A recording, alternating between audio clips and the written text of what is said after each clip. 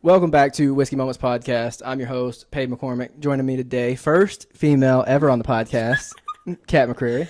Hello, I'm Catt McCreary. How's it going? Toast it up. Toast it up. First person to ever have lipstick on a whiskey glass. That's right. Here, so there's a first for everything. There's a first for everything, and it's episode 25, right? It was like a perfect episode. Oh my god, perfect! So. Great number. Oh, what a surprise! You're fading her lies. She thinks I'm bored. I haven't talked to him in 6 months, but he don't start.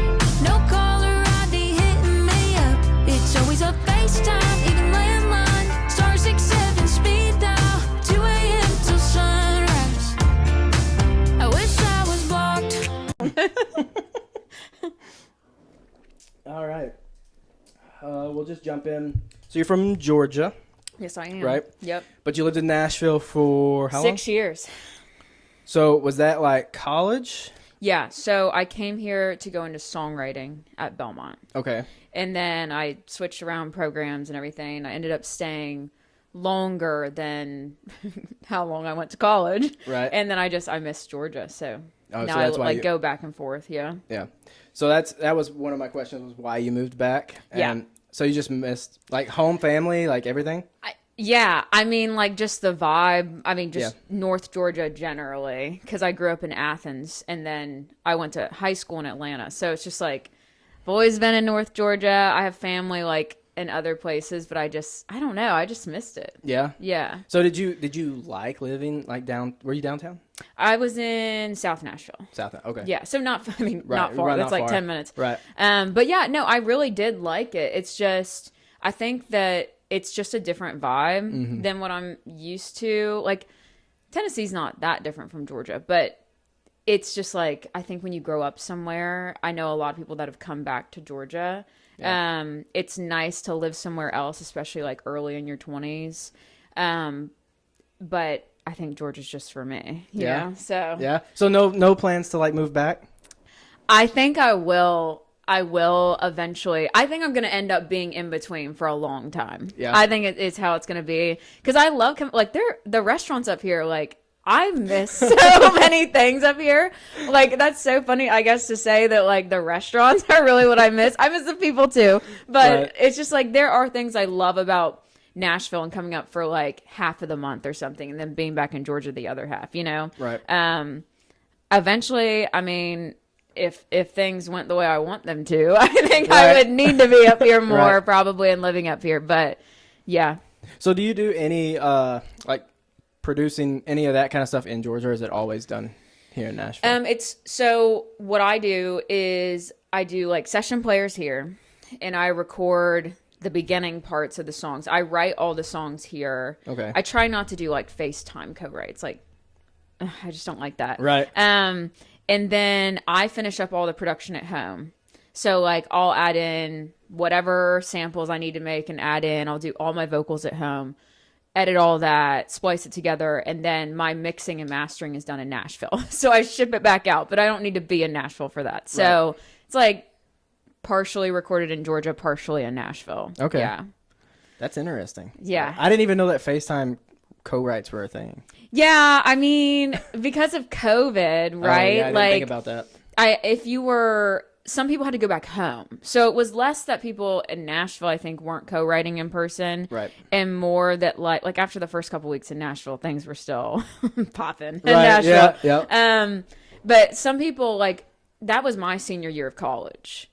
So people, like, were forced to go back home if they lived on campus at all. Okay. So I had to co-write with people over FaceTime or like over Zoom. Yeah.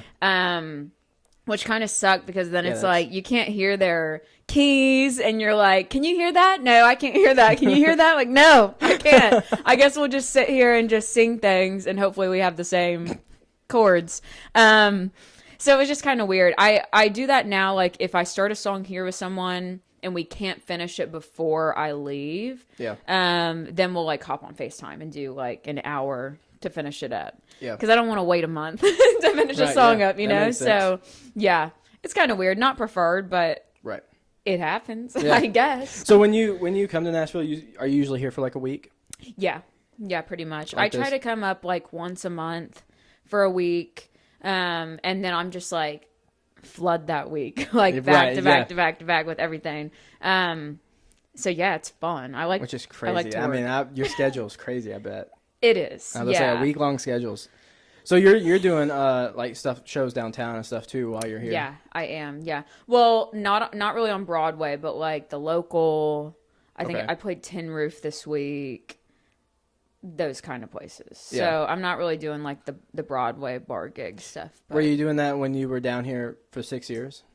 No, I never did the cover band gig thing. I did that a lot in high school. In Atlanta, which is kind of funny because I don't think I was supposed to be in there. Right. But like it was just kind of like, well, nobody's asked, right? And it's like, no. And I wanted to make money as a high schooler playing music, obviously. So I would do like the same kind of thing at bars in Atlanta.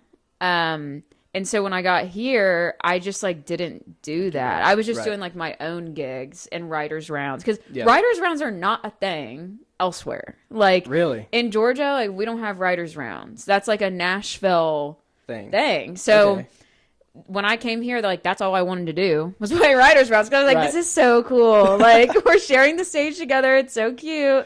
And now it's like mostly what I play when I come here too. Yeah, okay. So, like, with other co-writers. Yeah, there's tons of people who do writers round. Yes. Writers rounds. And there are a bunch of rounds popping up now. Like, every time I look at Instagram, it's like another new round. I'm like, okay, follow. I know. Like, well, I don't know. That's exactly, my Instagram looks like that now. And it's like every artist that I see, they're like posting that they were at a writers round. And I'm like, they're everywhere. All the time. Yeah, I even went to one last night that was like Women of Country or whatever, which is, it's a thing that I followed like way back when I started college. It probably started around that same time. Right. And I've just followed them for so long. And then I saw they were doing like an anniversary thing last night. It's just like there's so many you could go to. And they were at 3rd and Lindsley, which is, I don't know if you've been there. I've not. That's like one of the most iconic, classic, like small Nashville venues. Yeah. And it had not changed at all. So I walked in, like my friend and I walked in, we were like, oh my gosh, this is like bringing back memories. Nostalgia. Like historical. Yeah, it was cool. We don't really go downtown a whole lot. Like we did when we first moved here, but like now we're like, don't like to go to the bar. Yeah. We went for one of the like first artists I had on. He performed like pre-CMA Fest, like the you know what I mean, like the stages. And so he invited us out. So that was like the last time I think I was downtown. Yeah, I honestly, I think I've been downtown 6 times. Total. Even when you lived here. Even when I lived here, because at crazy. Belmont that wasn't the thing. At least what was the thing? Well, so we didn't have fraternities and sororities really. We had like one frat, one sorority. Okay. And then I was on the music side, so like it was hit or miss if somebody was in Greek life. A lot of people weren't, and house parties, like house shows, were like the thing. Yeah, so I mean, some people had fake IDs, but I didn't. Some people did. Some people did. Not me. You were friends with them. Yeah. So, so we had house shows, and that was the thing. It was like people would play with their band at a house, and then it would turn into a party. Okay. So it was like, it was kind of cool. I mean, they were just like emulating what you do at a venue, I guess, but then you keep the party going, and now it's a house party. So we'd walk over from Belmont, like down to Edge Hill, like, oh, so-and-so 2 years above us has a house on Edge Hill. Like, it was like, it was so cool. Like, did you ever perform at one of them? I threw my own. Oh. Now, this is something, this will always be, I told my friend, this is going to always be the coolest show I will ever do, because one of my friends had a house he was renting a house in Bellevue. Okay.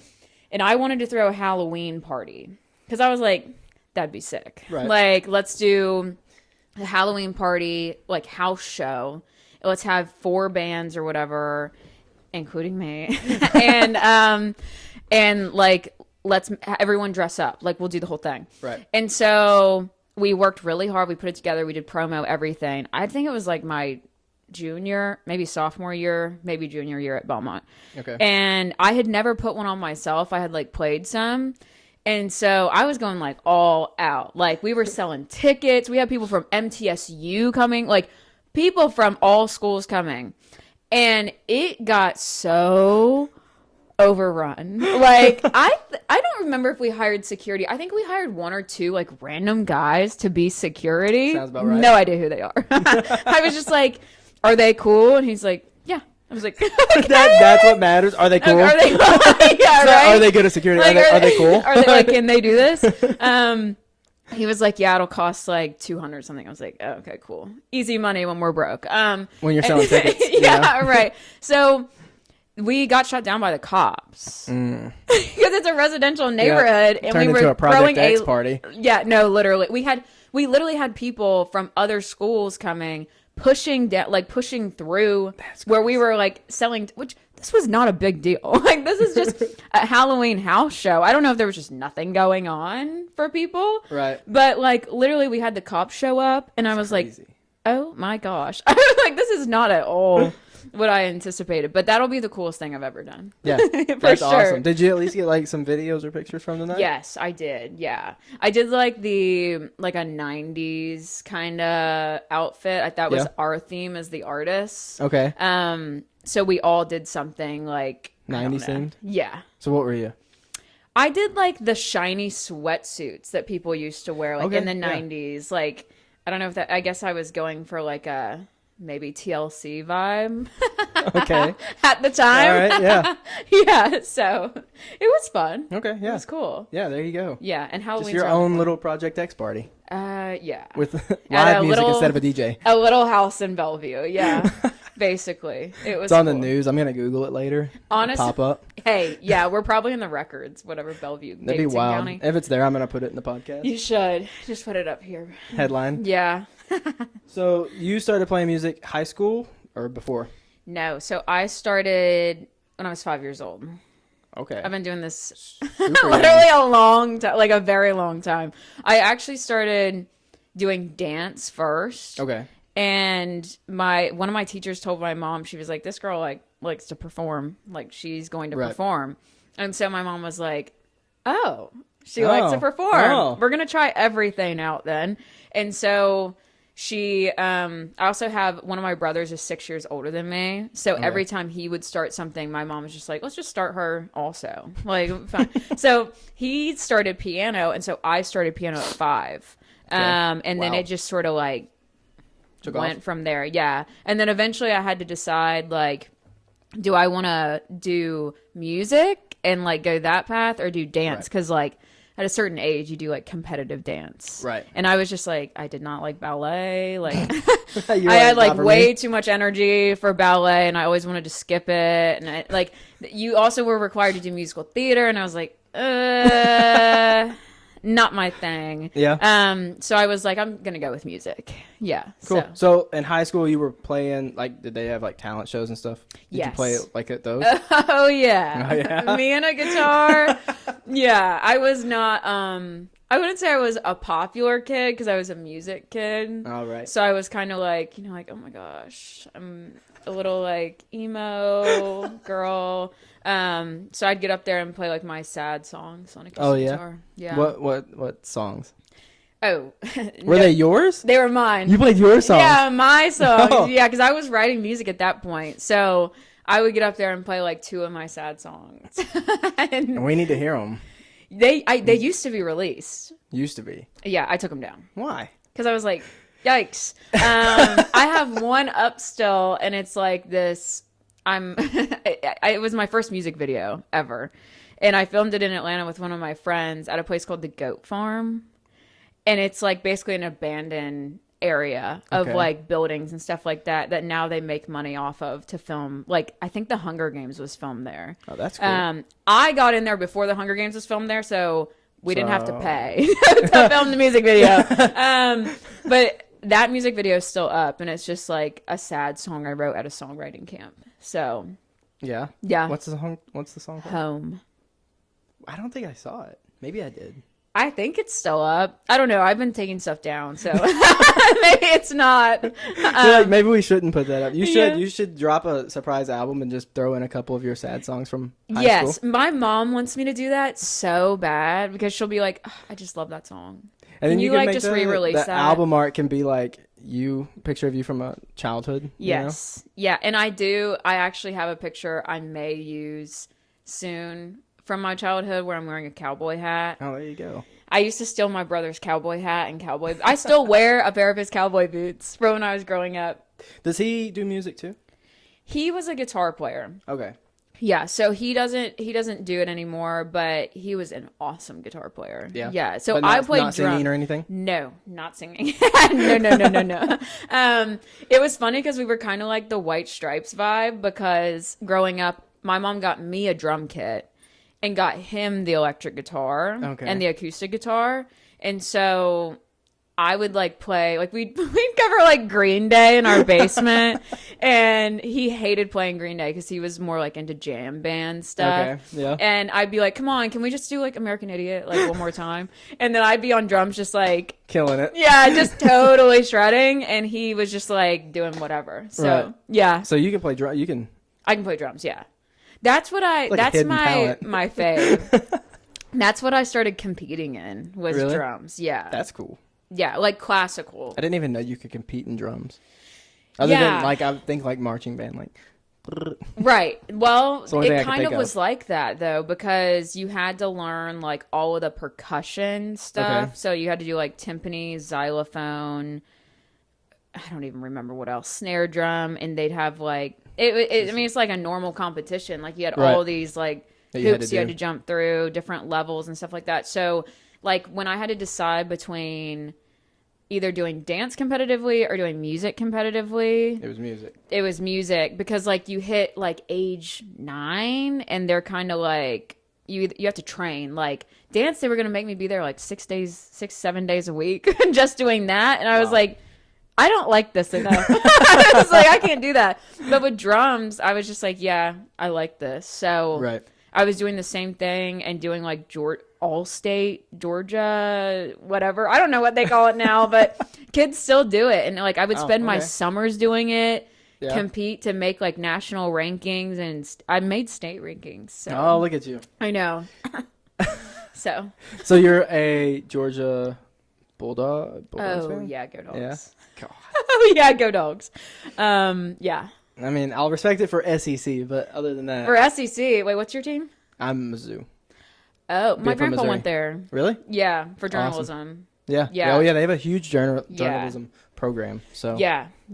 And then my brother went to school for journalism at UGA, so it's kind of fun. Oh, okay. Yeah. But Mizzou's cool, but go Dogs. Yeah, that's you're from Georgia, from Missouri, so exactly. It makes sense. Yeah. I don't even know that. I don't think we even play Georgia. I don't think so. I would say I don't think we have. What division are they? Most far. We're SEC. We're just. Oh, are you SEC? We're like right above Vanderbilt, you know.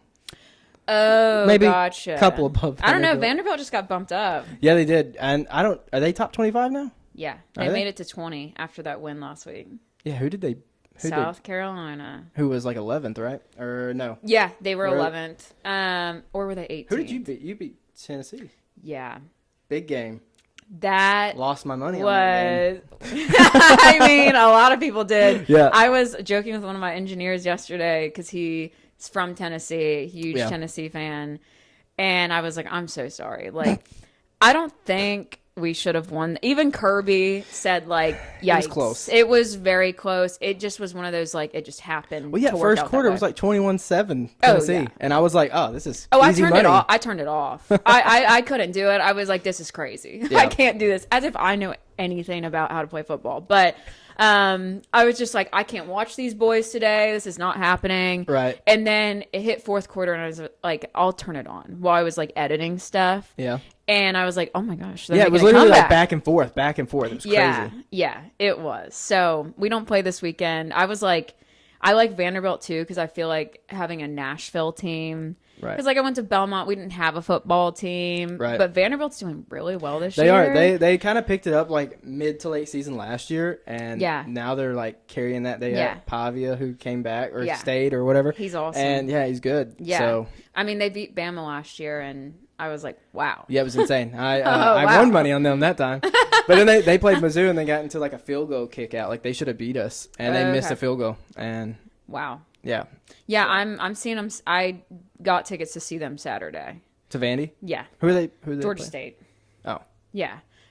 Which is like kind of cool because I'm like, oh, that's Georgia. Yeah, like it's 6 minutes from where I live. I don't know what Georgia. I don't even know where Georgia State's at. So it's in the middle of downtown Atlanta. Oh, so it's like, gotcha. It just happened to work out. Like the Dogs aren't playing on Saturday. I want to see that quarterback play in person. Like I want to see Vanderbilt play in person because I was like, wow, this is kind of awesome. Yeah, we used to only go to Vanderbilt games because Mizzou.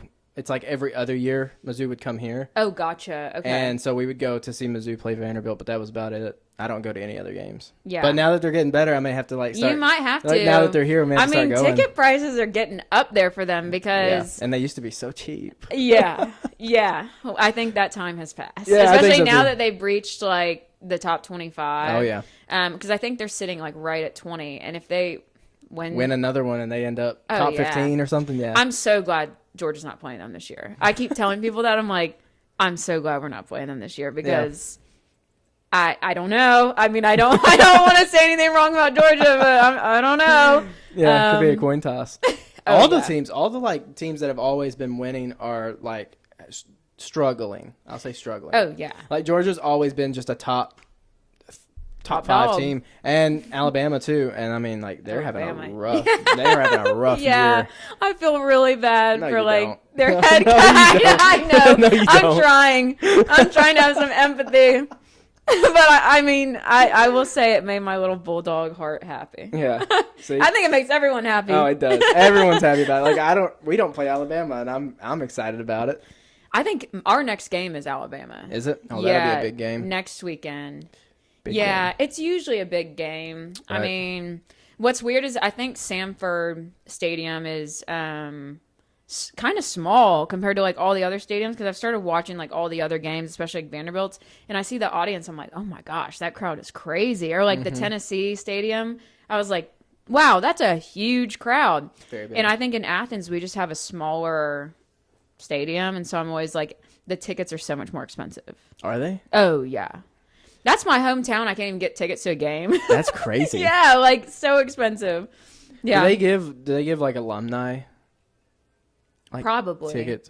I know students get they have like the student section or whatever. Yeah. I mean, game days in Athens are fun for sure. Bet. Tailgates and all that. Yeah. Oh yeah, yeah. Any big SEC school has for sure. Crazy. And Athens is cute. Like it was so funny growing up, like driving to church on a Sunday, and you'd have to go down Frat Row, like after a game day. Yeah. Trash. Oh, I Just bet. like trash. It's like the dichotomy of like, I'm going to church right now. I'm like 8 years old. And then there's just beer that? cans everywhere. Like, what a ride to church. So you could think about it before you went? Right, That's what right. it was. I am praying on their behalf. Yeah, at that point. I hope they don't wake up with a hangover, please, Lord. Yeah. That's funny. Yeah. All right. Let's see. Just released a song. I did. Which is Wish I Was Blocked. Oh, yeah. Now, got some questions about that. So the voicemail Yeah. that you played, right? Okay. So it's in the song. You also posted it a lot, like on socials. Yeah. The beginning part. I don't think you posted the ending piece. Yeah. So is that real voicemail? Oh, yeah. Is it? Oh, yeah. It's a full minute-long voicemail. Oh. That I received. Yeah, I had to. So I won't lie. Like I wrote the song. It wasn't about that voicemail. Okay. I wrote the song and I had the idea for blocked, but I was saying I wish I could block him, and I was like, that doesn't make sense because like, who's forcing me not to block this guy? I was like, that doesn't make sense. And so I came up with the idea of like, I wish I was blocked. And I've had some people be like, well, like, why don't you just block him? And I'm like, the point is, like, if someone's calling you from an unknown number, *67, like, whatever, you can't block them. Right. It's almost, like, stalkerish at that point if they're doing that. But creepy, yeah. That was kind of the quirkiness of it. And so I flipped it around. And then, like, I had this voicemail I stumbled across, like, after I'd already written the song. Yeah. And I was finishing the production after we recorded it back in January. And so I was finishing the production at home because it's like probably the poppiest of the songs I've done. And I was like, I feel like this just like needs something in the intro. And I found the voicemail. I was like, oh. I was like, now that would be nice in there. So I just like played around with splicing it up, like in between what I could put in there. Oh, you didn't want to put the rest of it?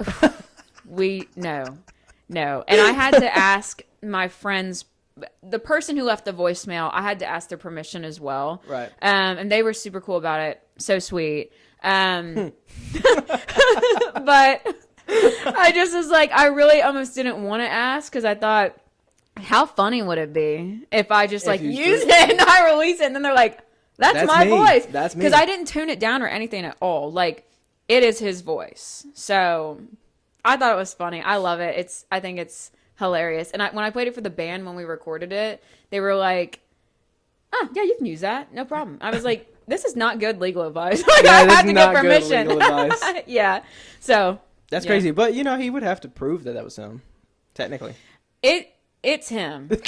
For sure. Like, if he spoke, you'd be like, yeah that's him. Yeah. Maybe minus the reverb, yeah. That's good. You answered my next one, which was tell me the story behind it, so. There's a story. There you go. To an extent. So you're working on new music. Oh, yeah.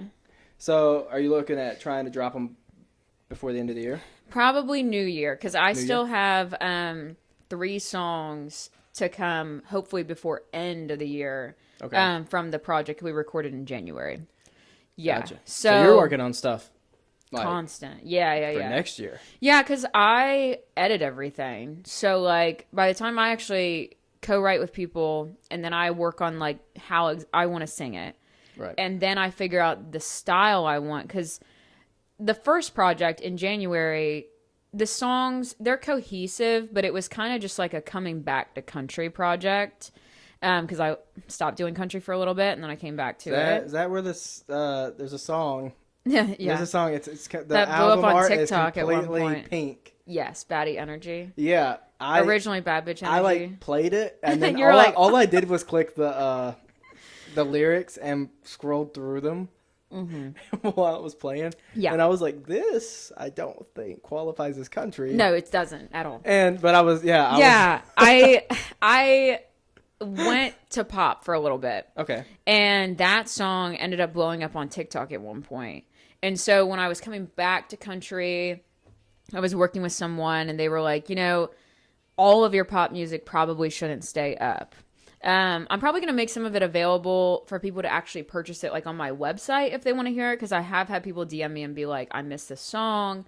Where can I listen to it? So I feel kind of bad about that. Couldn't you make like a set, like, under a different name? And I could, yeah. I just like you lose all your streams, and I've already taken the others down, so I've already lost honestly hundreds of thousands of streams. That sucks. Not that they don't count like your all time streams; they count monthly listeners, obviously on Spotify. But I just was like, at this point, I've already done it, and it's not that I don't like those songs; they're just not who I really am. It was almost like a persona, if that makes sense. Okay. Like, I have never been one to be like super glammy and stuff. I love people that are, don't get me wrong. I'm not saying that's a bad thing. I just like, it's never really been who I am. And so I loved making those songs, but it was hard for me to keep making songs like that because I didn't really connect with it that well.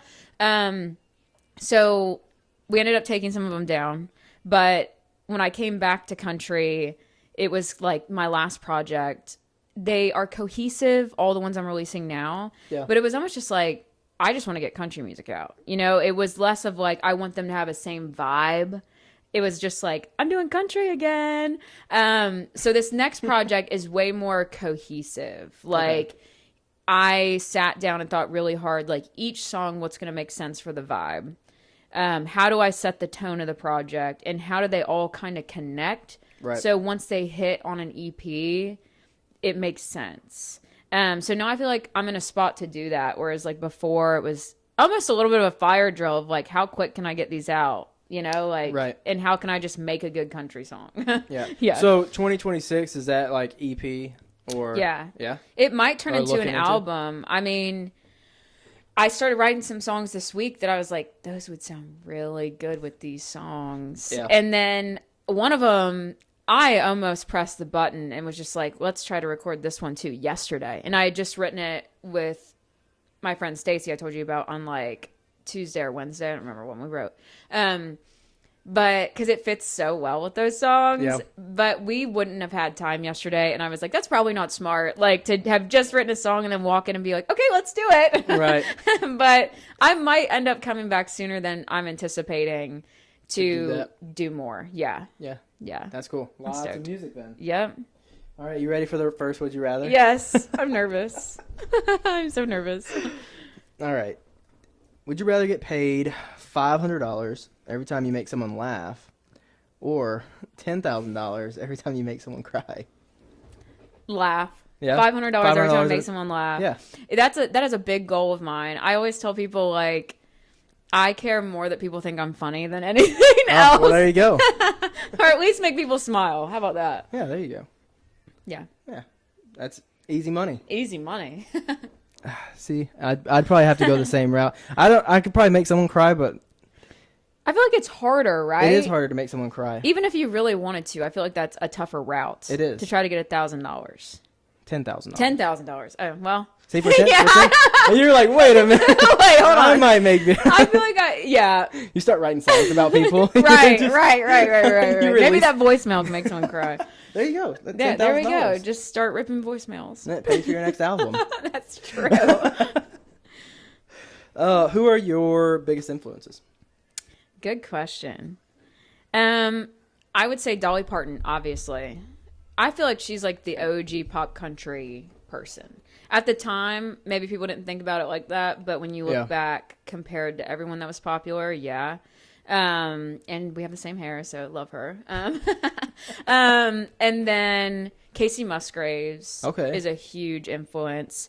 Her Golden Hour album, I always tell people, it dropped my second year at Belmont, and I feel like it just changed country music. Yeah. I just love that album. I think she's awesome, and her earlier stuff is really cool too. They're probably my two biggest influences, other than just pop country generally. You know, I was gonna say, so your other music that's not country. Who were you trying to, not necessarily emulate, but it was like the Doja Cat kind of vibe. Okay, yeah. Especially living part of my life in Atlanta, that was a big part of the scene there. Like I grew up basically only listening to hip hop and country and rock. So it was like, so different. All genres, very different. Yeah. But like I did all of that growing up. I did jazz, rock, classical, everything. Mm-hmm. So I just like, I don't know. I think it's the beat. Like anything that has good rhythm for me is like, I'm into it.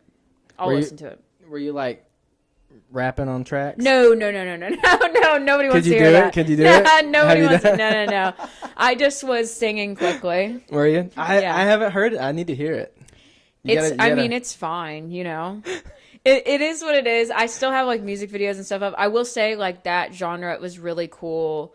Like how fun I guess you can get with music videos and content and everything, because I had that like girly, glitzy sort of vibe. Mm-hmm. So that was fun. I felt like I could almost be like really on the nose with the creative aspect of it. Right. And you can with country, but I think it's not as common, maybe. Yeah. I think Megan Maroney does that really well, though. Yeah. Yeah. So, going back to those pop, maybe we call them pop songs. Yeah. Were you still coming to Nashville to get those? No, I did all of that myself. Oh, did you? In-house. Yeah, in my house. We stayed in-house for Bedroom that. sessions right there. Literally in my small little room that I still record my vocals in now. All of it was like in the box, like on the laptop.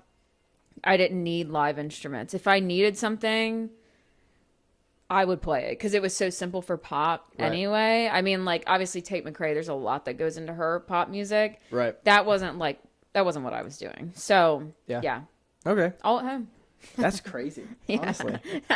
Like I couldn't do it. I don't think I could. It's way more fun. One reason I went back to doing country is for me, I think because I come from being a musician and working in a studio, like part of my degree at Belmont was audio engineering. Yeah. I like working with other musicians and hanging out with those kinds of people and engineers, like studio engineers. Mm-hmm. That's like my favorite place to be. So do you help like produce and do other people's music? I don't do it as much just because like nobody's asked, but it's something I thoroughly enjoy. Like I wish I could. Like aside from my artist stuff, if I could do that, I would do that all the time. Is it super tedious? Yes, it is. I was scared shitless when I went in my first time doing it myself, producing. Yeah. And having to sing like scratch vocals, and also never having worked with session musicians myself. I had worked with like one-off players growing up, but not a full band at once. I was so scared. I luckily had full demos, which made me feel better. But because I was like, there's a lot going on. And like, what if they hate me? Like, what if they don't like working with me? What if they hate the songs? Like, there's so much that could go wrong. It went fine. And then this time going in, I think I just felt more like I had less of a demo for them to work with, but they just like were able to run with it. And it was stressful, but it's very rewarding. Right. It's exhausting, but very rewarding. I had now like you feel like you're good. You're good now, right? Yeah. You're 100%. It's just one of those things where you like, you don't know when you're working with people, you don't know 3 of them could come in and just have a really shitty day. You know what I mean? Right. And it could just be a lot harder that day. I've been very fortunate to work with musicians that really know what they're doing. That's and they're the nicest people on the planet. Like literally the nicest people at like I get emo about it because they're so nice and they work so hard and they're so talented. So that's awesome. Makes my job easy. Well, yeah, absolutely. Thank God. So are you fully independent? Yeah. Like you do everything yourself everything as far myself. as like booking everything? Yep. I do. That's crazy. I mean, it is crazy. A lot of the people I have on are independent, and they're like, it can be stressful. A lot. Yeah. I have so many friends that are not in music, or they're not even. It's not even just music. I think that's like that. It's all creative fields, especially just the entertainment based ones, and it's like I don't think they quite get when I'm like, oh, I don't have like plans to go somewhere, but I'm busy. You know what I mean? Like, right. I have a lot to do and it's not required by like a 9-to-5 job, like a boss. I am my own boss. You know what I mean? Right. Like, and I think to some people that can seem like, well, she's choosing to do that rather than like go out or hang out with me or whatever. It's like, I don't have a choice. It is literally sink or swim in this industry. And like, the more you don't do, I feel like the lesser your chances. Right. Or you'll like fall behind on scheduling and all that. And like it's already hard enough. Like I'm so bad at estimating time. Like I'll be like, oh, I can knock this song out in like a day. And then I sit down, I spend like 3 or 4 days just like tightening up like little like small things. And I'll always like email my mixing guy and be like, I'm so sorry, but like I am behind. And then he's so quick and I'm like, oh, I'm sorry. Yeah, that's the hardest part because you're doing socials, right? Yeah. TikTok and Instagram, and you're trying to be on schedule and post however many times a day, and it's a lot. Yeah. And when I come up here to Nashville, I'm so bad about posting because I'm so back to back with things. You just want to go get stuff done. You're not documenting it. Yeah. And like, I always try to maybe like schedule things because, you know, like on Instagram, you can schedule things and like TikTok has that now too.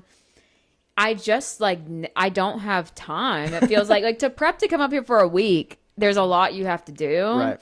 And I have cats I have to leave behind too. So I have to get them ready.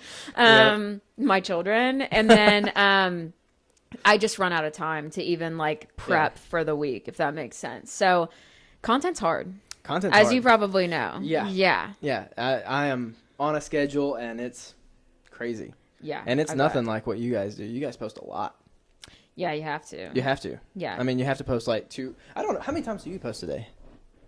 On TikTok, I this week I've been bad about it, but I try to post 3 times a day. Ooh. Do you have it like morning, mid, afternoon? No, I do most of it at night. Really? Yeah, you'd be shocked. Like the numbers for me do better at night. Yeah. So on Instagram, I've found though if I try to post every day, my numbers go down. And the numbers fluctuate on Instagram anyway. Yeah, for Instagram's me. Weird. Yeah. Instagram's weird. So I usually just try to do 3 to 4 times a week on Instagram. I post on my stories a lot, obviously. I feel like that's the easy one, right? Yeah, my story is like my personal story. Like I can post like funny things on there, like things I like. Right. So Instagram's a little bit different, but it's weird. Like, even YouTube Shorts now is a thing. I try to do that. Yeah. YouTube Shorts is weird too. I don't know how that algorithm works. I don't know. I get way more views on YouTube Shorts than I get on anything else. Really? Yeah, it's insane. I think I maybe do too, as I've continued to do it. Like, the more you do it on there, it seems like it really does benefit you. Yeah, it's not gaining me anything other than views on Shorts. Like, I don't think I've got any subscribers out of it, but like 2,000 people see it. I'm like, what is this? That's so wild. Yeah, it's very strange. I don't know. I don't get YouTube. I watch podcasts on there, like I told you, and like, I mean, again, I don't consume probably as much music as most people do just because I'm doing it all the time. Right. So when I want to take a break, like yesterday after the recording all day, hearing myself sing all day, I was like, the last thing I want to do is hear someone else sing too. Like, I just don't want to do that. And so I'll go listen to a podcast, but that's what I know YouTube for, is like that kind of content. Yeah. So more so video content. I mean. Well, I'm always shocked how many people watch music videos. Oh, I love music videos. See, I don't watch music videos. Why? Like, maybe I'm just a bad patron of the arts because, like, I just don't. Like, I don't know what I love when I am going to listen to music. I'll just go on, like, Spotify, whatever. And just listen. But, like, I don't know. Everybody I know is, like, super into music videos. It draws me in. Whatever that cover photo is, I may see this, like, song title and be like, yeah, I don't know if I'm going to like this, but the cover photo looks like something I want to watch. Right. So I click it. Interesting. Oh, yeah. Whatever the cover photo is, like, if it's a bonfire, I'm going to watch it. It may suck. That's funny. It may suck, but I'm going to watch it and see what it is. Yeah. Wow. That's interesting. That's what, like, draws me into it. Yeah.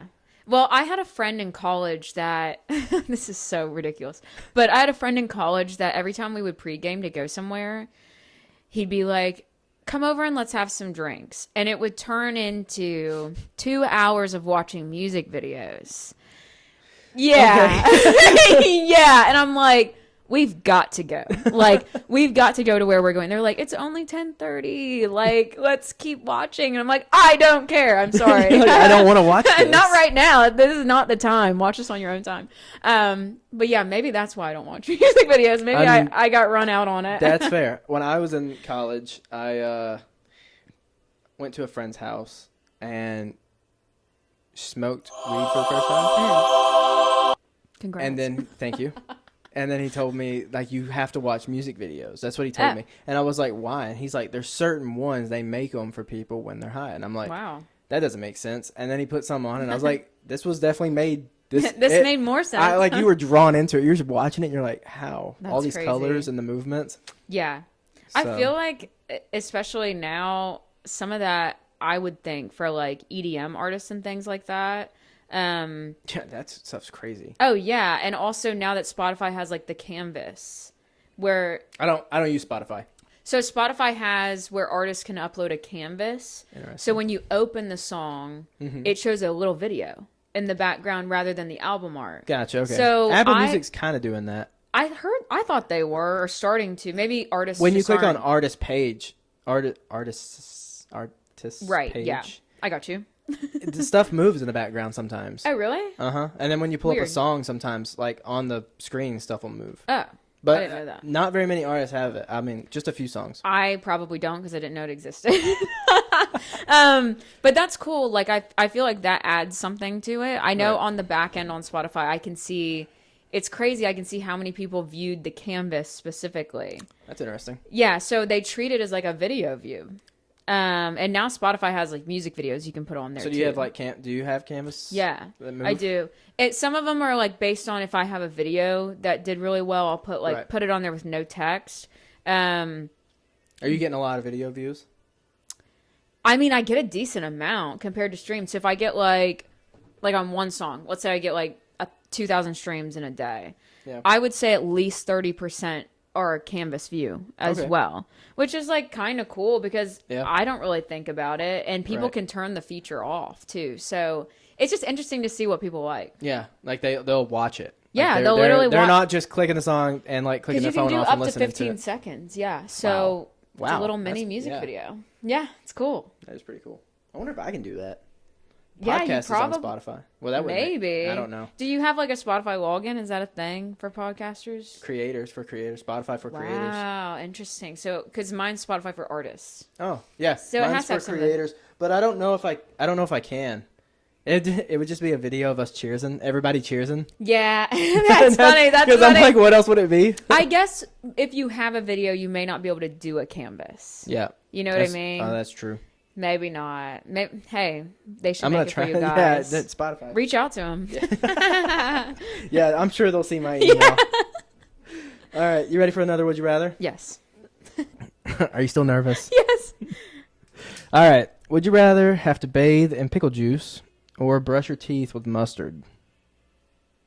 Brush my teeth with mustard. Really? Yeah. I like mustard.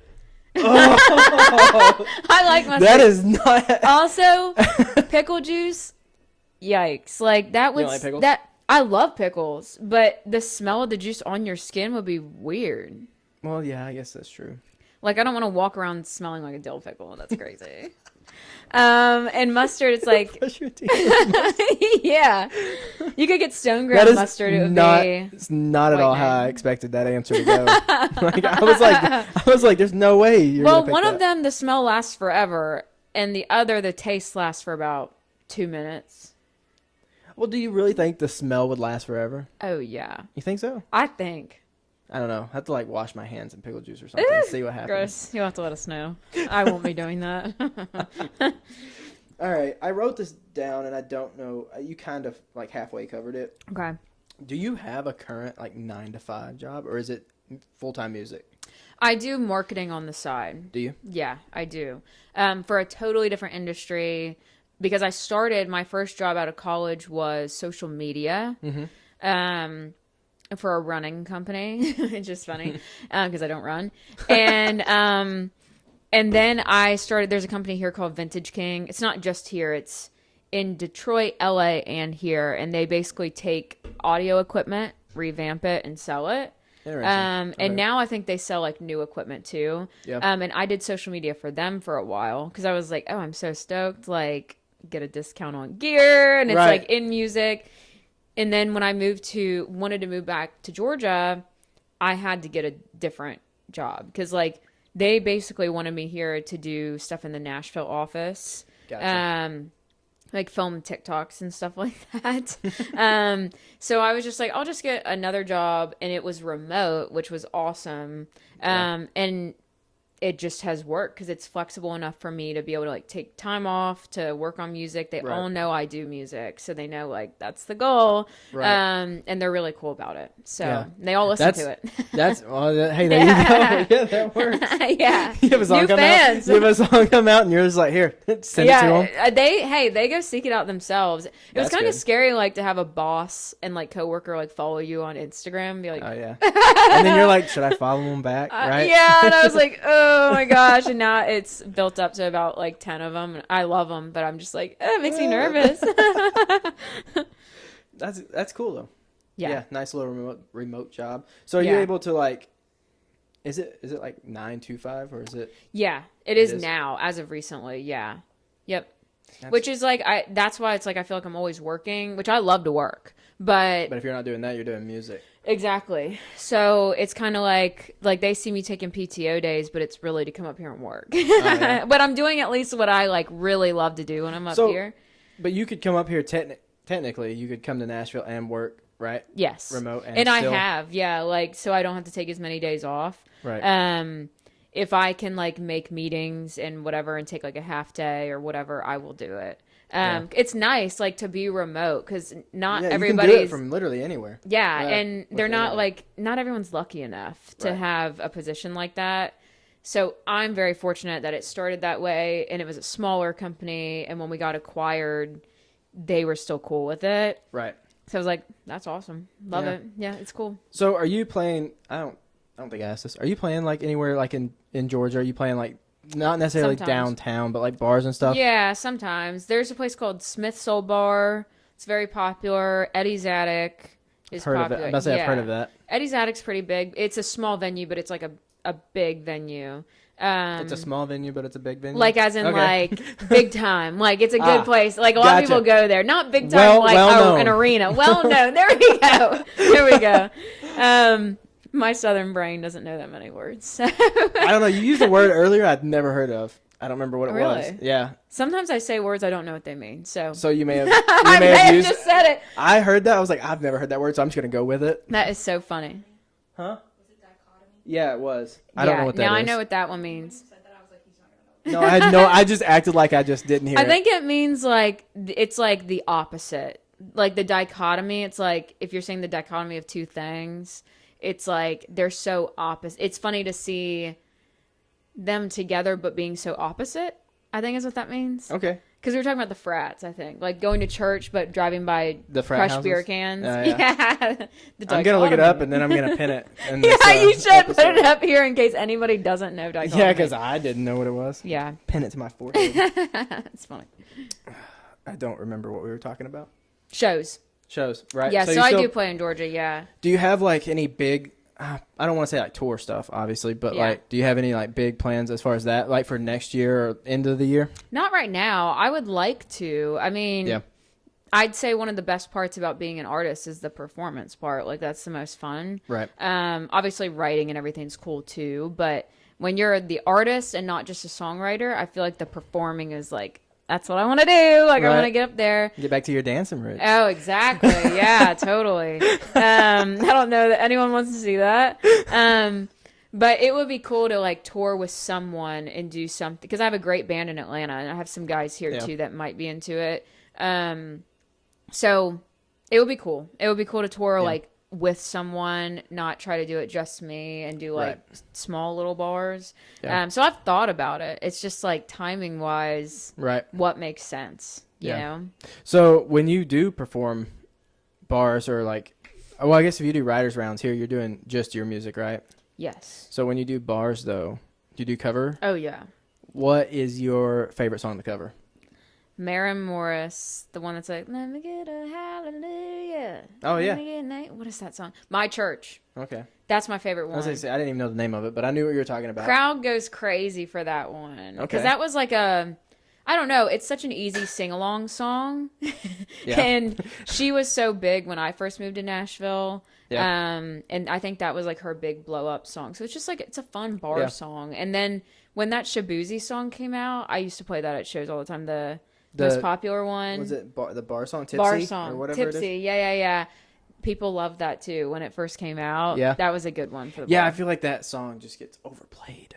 It does now, especially. It's so overplayed. Yeah, and I think he's doing really well. I just don't know his music that well. Yeah, honestly. no, I've heard 2 or 3 songs, but it seems like he's kind of like that song came out and it just which is cool. Which is how it goes, honestly. I feel like that's how one song takes off and it's just people just go. Yeah, that is so true. Especially I see it more in country now too. Yeah. Because country's getting so popular. And broad. Like it's a lot of pop-ish country now. Yeah, it really is. It's crazy to listen to some like newer songs come out and you're like, that doesn't even sound like country, but it is country at the same time. It's like weird. Right. There was a guy that was on the podcast and he was kind of talking about it and he was like, if Ed Sheeran writes a country song, no one's going to consider it a country song. Right. But if Thomas Rhett puts out the same song, it's automatically a country song. Right. Just because he's in he's country. Isn't that kind of so funny? It's kind of crazy. Which I think crazy. Post Malone kind of like flip-flopped. Did the whole thing. Yeah. I was telling Case and I was like, I wish that we had old Post Malone back. Like I miss love old Stoney Post album. Malone. Like I need another one. I need another one of those. I know. I don't know if he'll ever go back to it. I was thinking the other day, like, he kind of started that, like, pop artists going country movement a little bit. I think it was him. And I just don't... He's committed to it. Like, he is. He is fully committed. Will he ever go back to pop? Because a lot of the pop people, I think they did country, but it was, like, something fun for them to do, you know? And everyone was like, that's not country. Right. Right. Shuns them for it. Right. And so I don't know. It's just like, he's one that I'm like, I think that this is like what he wants to do. And his country music's really good, actually. Like, I like some of the songs for sure. The one with Morgan Wallen obviously was like a banger. But he got all the features on that album. Oh, everybody. That was insane. All the features. Yeah. I think there's one with Luke Combs, maybe. That's also super good. Yeah, like there's some Blake great Shelton, songs. Like, there's a ton of them. Those are the other.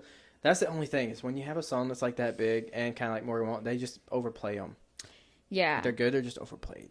Yeah, and they did one on, they actually did another collab, I think, on Morgan's album that's way less popular, and it's super cool. Which I kind of... That's nice. Yeah, like it's not overplayed.